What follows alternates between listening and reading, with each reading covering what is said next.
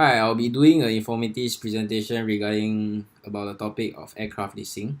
So what makes it viable? Why do the airlines want to lease a plane? What are the benefits of leasing a plane? And I'll be explaining the different types of leasing and also the advantage and disadvantage of leasing compared to buying. So in total, there are four different types of leasing. Firstly, dry lease is whereby a leaser provides an aircraft without insurance, crew, ground staff, supporting equipment, maintenance, etc. It's all the airliner's responsibility to get their own insurance and stuff like that. So secondly, is wet lease. Is the opposite of dry lease, where the leaser provides the aircraft a complete crew, maintenance, and insurance, like a chartered plane but with the airliner's logo on it. Dam lease is similar to a wet lease, which is the third point, but the leasing company will not provide the cabin crew services.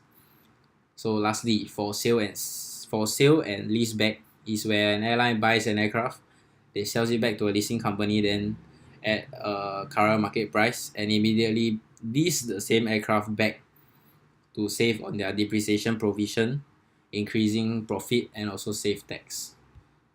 So now I'll be talking about the advantage and disadvantage of leasing. So first advantage of leasing will be the company will benefit from the cash flow where no upfront payments are needed. So secondly, they also will get an aircraft with the latest technology, latest equipment and stuff like that. So thirdly, it will look good on their balance sheet. So the lease do not appear as either assets or liabilities on their balance sheet. Hence, it will help to control the capital expenditure and also to improve key ratios. Lastly is the flexibility to choose between operating and capital lease. However, I have to say the disadvantages as well, so I will not sound very biased. So firstly, the company might need to pay more in the long run as leasing is always more expensive than buying.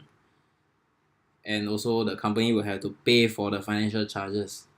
Secondly, they have to commit to the long-term agreements like 5 years or maybe 10 years or maybe even longer. Lastly, the company does not own the aircraft, hence it will not be leased as one of their assets in the company. So now I'll be talking about the pros and cons of buying an aircraft. So the pros are firstly, there are opportunities to exploit the residual value of the assets in case of market upturns, and also the possibility to leverage on the assets in case of rising funds by using them as collateral. On the other hand, the cons are that the initial outlay for needed assets may be too much, and eventually the company will be stuck with outdated equipment as the cost of upgrading those equipment or replacing them might be quite expensive. So in conclusion, about 40% of the jet airplanes that are flying with commercial airlines around the world are actually on lease. Like SIA, actually 40% of SIA planes are listed from a company, and this leasing industry will be growing with a prediction that will grow up to 50% by the year of 2020. Why? Because it's cheap and it's close to no legal liabilities and low business risk.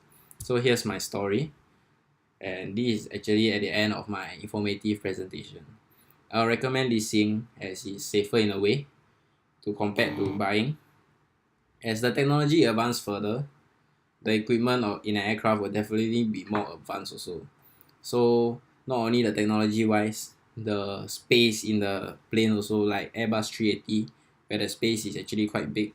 The aisles are actually spacious enough for the cabin crew to walk back and forth to serve the passengers on plane, and the passengers can get up and go to the toilet easily without having to squeeze anyone. So if an airline decided to buy an aircraft, they will be left out in the latest technology that the future aircraft will be offering. So thank you, and that's all to my video.